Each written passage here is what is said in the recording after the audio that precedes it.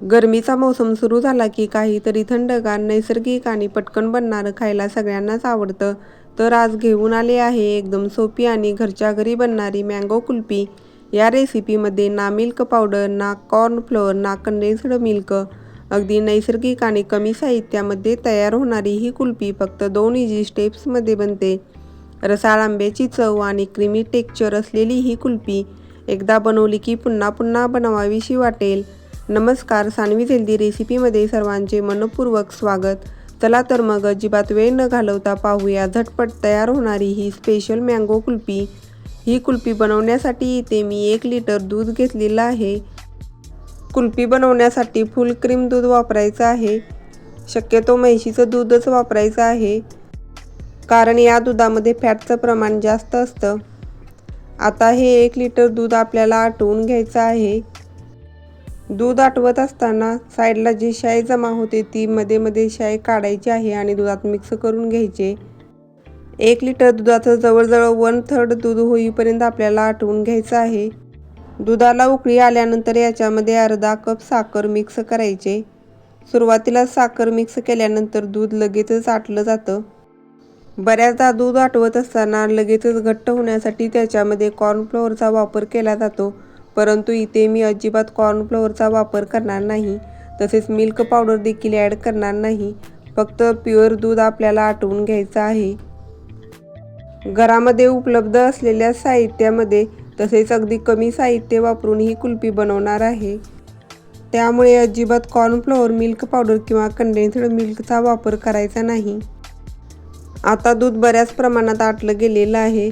अगदी 1/3 दूध झालेलं आहे. तसेच याच्यामध्ये आता बुडबुडी देखील जास्त प्रमाणात येत आहेत, म्हणजेच आपलं दूध हे व्यवस्थित आटलं गेलेलं आहे. थंड झाल्यानंतर देखील हे अजून थोडंसं घट्ट होतं. त्यामुळे आता गॅस लगेचच बंद करायचा आहे आणि हे दूध पूर्णपणे थंड करून घ्यायचं आहे.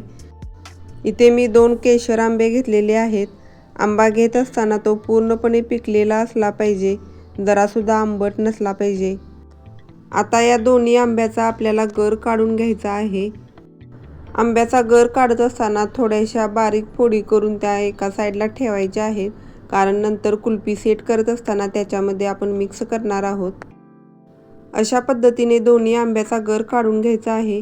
इथे बरोबर 1 कप दोन्ही आंब्याचा मिळून गर झालेला आहे. आता हा गर मिक्सरला बारीक करून घ्यायचा आहे. इथे मी आंब्याचा गर बारीक करून घेतलेला आहे. आंबा बारीक करून घेईपर्यंत इथे दूध देखील थंड झालेला आहे.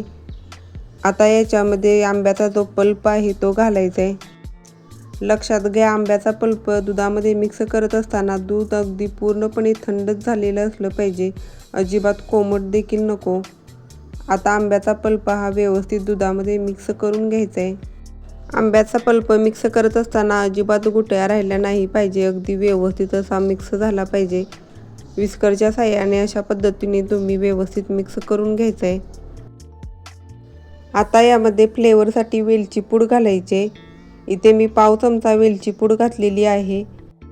या कुल्फीला आंब्याचा छान असा पिवळसर कलर येतो, परंतु तुम्हाला अजून डार्क कलर हवा असेल तर तुम्ही खायचा पिवळा रंग देखील याच्यामध्ये घालू शकता. आता कुल्फी सेट करण्यासाठी बॅटर तयार आहे. इथे मी कुल्फीचा मोल्ड घेतलेला आहे. याच्यामध्ये बॅटर घालायचं आहे. कुल्फी मोल्डमध्ये बॅटर ओतत असताना अगदी पूर्णपणे भरायचं नाही, थोडंसं रिकामं ठेवायचं आहे, कारण याच्यामध्ये मँगोचे तुकडे घालायचे आहेत. अशा पद्धतीने सर्व साच्यामध्ये मी कुल्फीचं बॅटर घातलेलं आहे. आता यामध्ये मगाशी ज्या आंब्याच्या फोडी करून ठेवल्या होत्या त्या फोडी याच्यामध्ये थोड्या थोड्या घालायच्या आहेत. कुल्फी बनवताना मँगोच्या फोडी घातल्यामुळे कुल्फीला छान असं टेक्स्चर येतं आणि दिसायलाही छान दिसते. तसेच कुल्फी खात असताना मध्ये मध्ये आंब्याच्या फोडी लागतात. आईस्क्रीम स्टिक्सचा वापर करून आंब्याच्या फोडी याच्यामध्ये व्यवस्थित मिक्स करून घ्यायच्या आहेत, म्हणजे मग फक्त एकाच जागी जमा होणार नाहीत, मध्ये मध्ये सगळीकडे मिक्स होतील. आता याला वरून झाकण लावून घ्यायचं आहे आणि आतमध्ये आईस्क्रीमच्या स्टिक्स देखील खवून घ्यायच्या आहेत.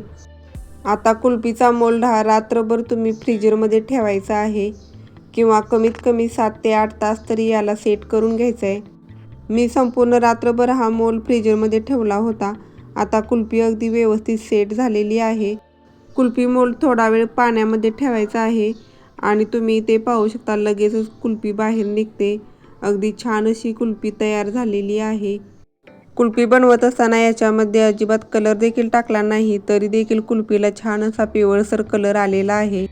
ही कुल्फी घरातील अगदी कमी साहित्यामध्येच तयार होते आणि चवीला म्हणाल तर अगदी अप्रतिम लागते. तुम्हाला ही अगदी कमी साहित्यात झटपट तयार होणारी मँगो कुल्फी आवडली असेल तर रेसिपीला लाईक करा, शेअर करा आणि कमेंट करा. तसेच चॅनेलला सबस्क्राईब करा. तसेच बाजूच्या बेल आयकॉनवरती क्लिक करा, म्हणजे नवीन रेसिपीज अपलोड केल्यानंतर त्याचं नोटिफिकेशन तुम्हाला लगेच मिळेल. तुम्ही देखील अशा पद्धतीने मँगो कुल्फी बनवून नक्की पहा. घरातील सर्वांना खूप आवडेल आणि कशी झाले ते कमेंट करून सांगा. पुन्हा भेटूया अशाच नवनवीन रेसिपीज घेऊन. तोपर्यंत धन्यवाद.